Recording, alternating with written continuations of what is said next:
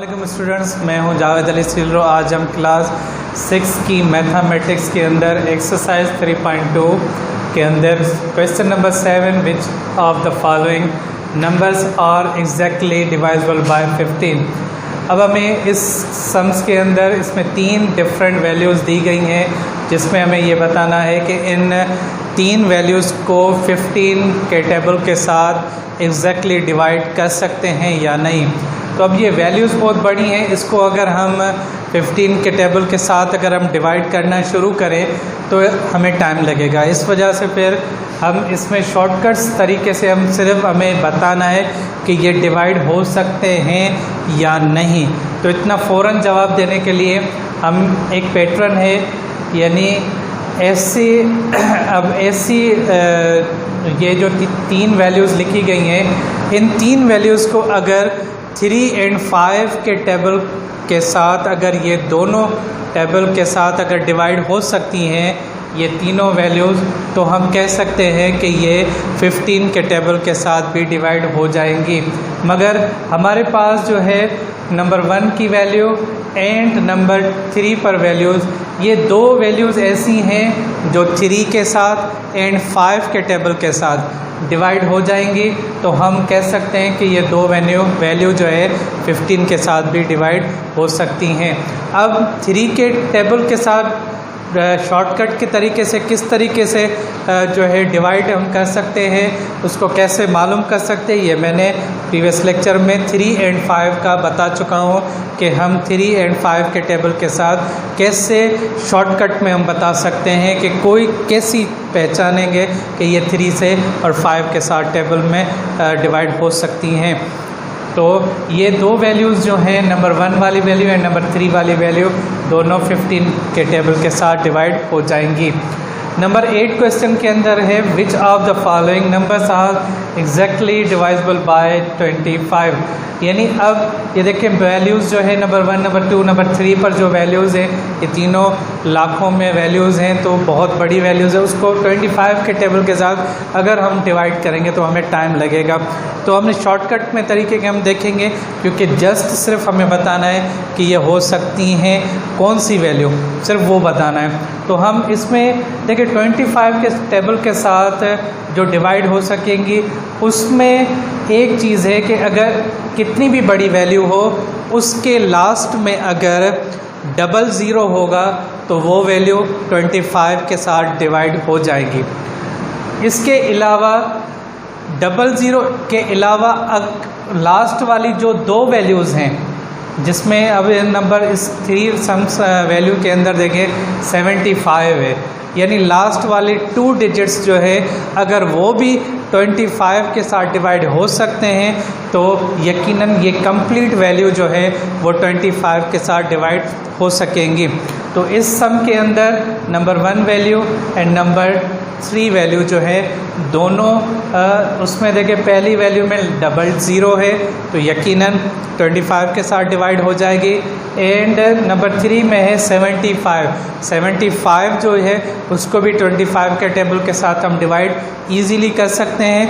तो हम कह सकते हैं कि नंबर 1 पर वैल्यू एंड नंबर 3 पर वैल्यू जो लिखी गई हैं ये इजीली 25 के टेबल के साथ कंप्लीटली तौर पर डिवाइड हो जाएंगी।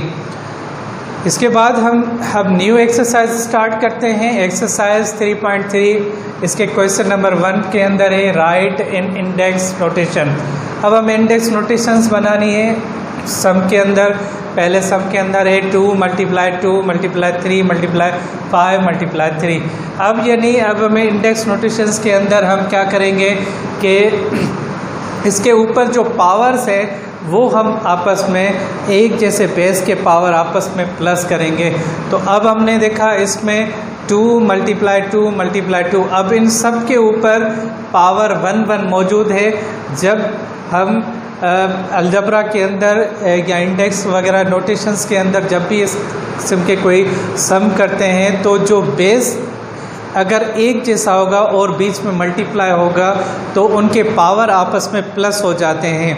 तो इसके ऊपर पावर दिखाई नहीं दे रहा, मगर हम समझेंगे कि इसके ऊपर 1 पावर मौजूद है, तो बीच में मल्टीप्लाई है इसलिए हम इसके पावर प्लस करेंगे तो 1 1 1 टोटल हो गए। बेस हम कॉमन वही रखेंगे, बेस ऐसे नहीं कि ये 3 बेस हो जाएगा, ऐसे नहीं, बेस कॉमन वही रहेगा और पावर सिर्फ प्लस होंगे। तो 1 + 1 1 + 1 इज इक्वल टू 2 क्यूब्ड, यानी 2 पावर 3 यानी 2 क्यूब्ड। हम पावर 3 नहीं पढ़ते, 2 क्यूब पढ़ते हैं।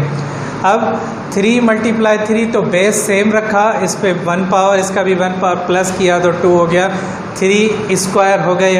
अब 5 पे 1 ही है तो 5 1 ज़ा 5 यानी 5 पावर 1।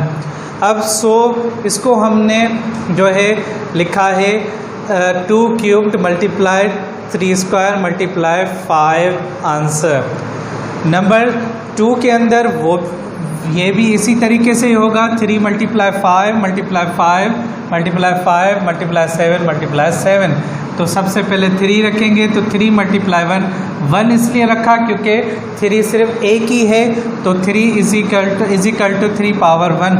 5 जो है वो 3 बार है तो हमने 5 × 5 × 5 इज इक्वल टू 5 क्यूब रखा हमने। 7 2 बार है तो 7 × 7 इज इक्वल टू 7 स्क्वायर। तो इसके भी पावर प्लस कर ली हमने और आंसर में लिखा 3 power 1 × 5 cube × 7 square. Question number 2 के अंदर find the prime factorization by division method and express in index notation, यानी एक जो जितने भी सम दिए गए हैं उन सब के जो है प्राइम फैक्टराइजेशन डिवीजन मेथड के थ्रू हमें हल करना है और लास्ट में जो है उसके आंसर को इंडेक्स नोटेशन के अंदर भी लिखना है। तो सबसे पहले हम प्राइम फैक्टराइजेशन के अंदर हम इसमें प्राइम फैक्टराइजेशन करते हैं डिवीजन मेथड के थ्रू। तो 24 को सबसे पहले, अब जब हम प्राइम फैक्टराइजेशन निकालते हैं तो हमेशा प्राइम नंबर के ही टेबल के साथ उनको डिवाइड किया जाता है। तो सबसे प्राइम नंबर का सबसे छोटे में छोटा जो डिजिट होता है हम कोशिश करते हैं अगर वो डिवाइड करता है तो वहाँ से स्टार्ट करते हैं। तो वो सबसे पहले नंबर आता है 2। तो 2 को 24 को 2 के टेबल के साथ डिवाइड करेंगे तो 12 हो जाएगा। फिर 12 को 2 के साथ डिवाइड करेंगे तो 6 आएगा। 6 को फिर अगेन 2 का टेबल के साथ डिवाइड करेंगे तो 3 आएगा। अब 3 को 3 के टेबल के साथ ही डिवाइड किया जा सकता है। 2 के टेबल के साथ अगर डिवाइड करेंगे तो हमें बच जाएगी कोई वैल्यू। अब 3 के टेबल को 3 के साथ 1 टाइम दफ़ा टेबल जो है वो डिवाइड करेगा। जब 1 आ जाता है लास्ट में तो फिर हमारा तकरीबन जो इस सम जो है वो इस फैक्टराइजेशन कंडीशंस के अंदर एंड हो जाता है। अब इसमें जो ये जो फैक्टर्स हैं इसको हम ले लिखे 24 इज इक्वल टू 2 × 2 × 2 × 3। अब इसमें हम इसको जो है इंडेक्स को नोटिफिकेशंस के अंदर लिखेंगे तो हमने इन सब के पावर्स को जो है आपस में प्लस किया और इसमें से कॉमन लिया 2, तो 1 2 3 टोटल इस पे पावर हो गया 3। 2 क्यूब्ड × 3 अकेला है इसलिए 3 पे पावर 1 हमने दे दिया। नंबर 2 सम के अंदर है 48 को 2 के साथ हमने डिवाइड किया तो 24 आंसर।